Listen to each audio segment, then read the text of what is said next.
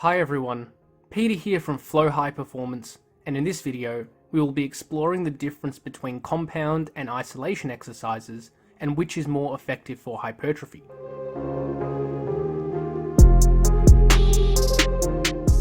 First and foremost, we need to briefly explain what compound and isolation lifts are. Compound lifts are exercises which involve multiple joints being used in an exercise.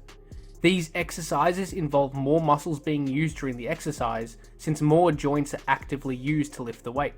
Compound lifts include exercises such as the squat, bench press, bent over row, overhead press and deadlift. Isolation lifts are exercises which only have one primary joint being used in an exercise. This means that there is only one joint actively used to move the weight, even though there may actually be other joints used to stabilize. For example, a bicep curl only moves using the elbow joint, although the wrist is used isometrically to stabilize. Since isolation lifts only involve one active joint, they are used to target one specific muscle. When using different exercises, we stress different muscles to get a training effect. To maximize hypertrophy adaptations, we want to use exercises which fully exhaust the muscles we are trying to train. For compound lifts, the limiting factor could be a number of different variables. When using compound lifts, it is therefore important to select exercises which cause the targeted muscles to become the limiting factor, so that they can be taken to a close proximity to failure. The muscles being targeted are less likely to be the limiting factor when using compound lifts, because there are other muscles involved which can also fatigue and contribute to decayed performance. For example, the spinal erectors often fatigue and give out during a set of conventional deadlifts before the glutes and hamstrings, which are being targeted. In this case, a stiff leg deadlift may be more appropriate, since the erectors are less likely to become the limiting factor, allowing more stress to be placed on the glutes and hamstrings.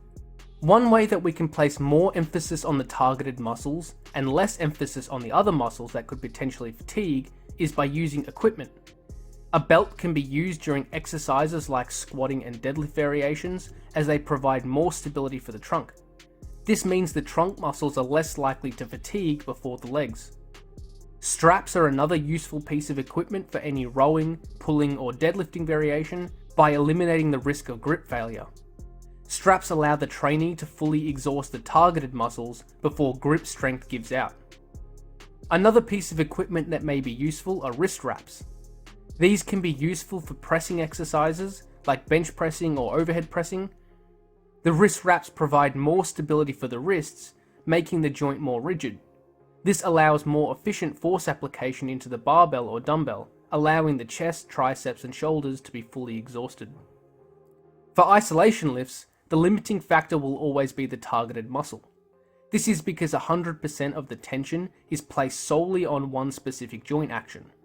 So we can be more confident that a significant hypertrophy stimulus will be provided for the targeted muscles when using isolation lifts.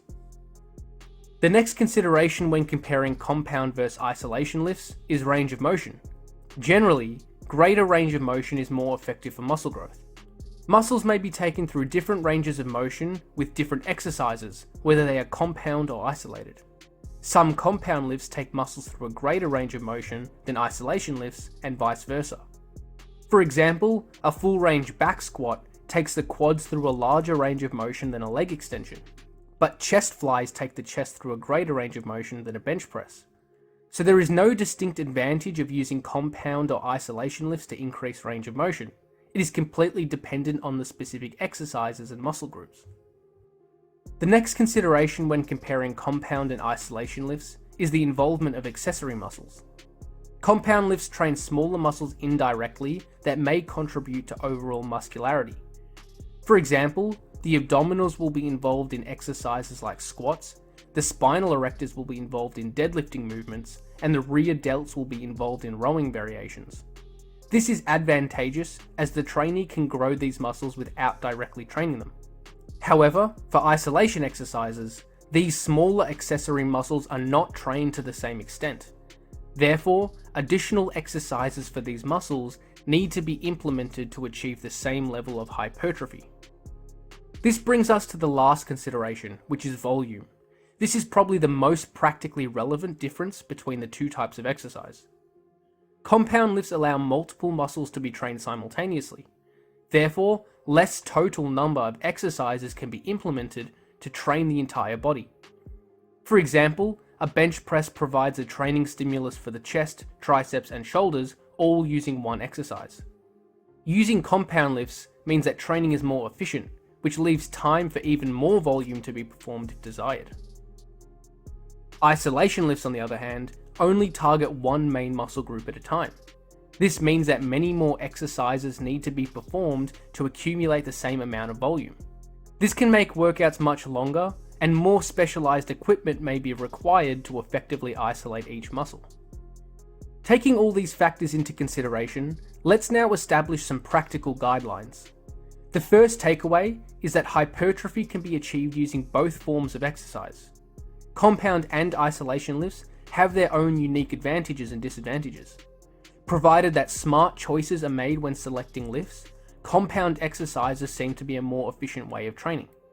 However, using only compound lifts may limit hypertrophy gains, as not all muscle fibers will fully be exhausted using only multi-joint movements. Therefore, to maximize muscle growth, it seems that compound lifts should be used to make up the bulk of a hypertrophy program, and isolation exercises can be used to provide additional volume to muscles that may not have been fully exhausted with the compound lifts. For example, a chest, shoulders, and triceps workout may look something like this. We have used the bench press and the dumbbell overhead press as compound lifts to accumulate the bulk of the necessary volume. Cable flies and cable pushdowns are then used as accessory isolation lifts to provide additional volume for the chest and triceps, while also taking them through a greater range of motion than the compound lifts allow. Thanks for watching, and hopefully you got something out of this video. Remember to subscribe if you haven't already.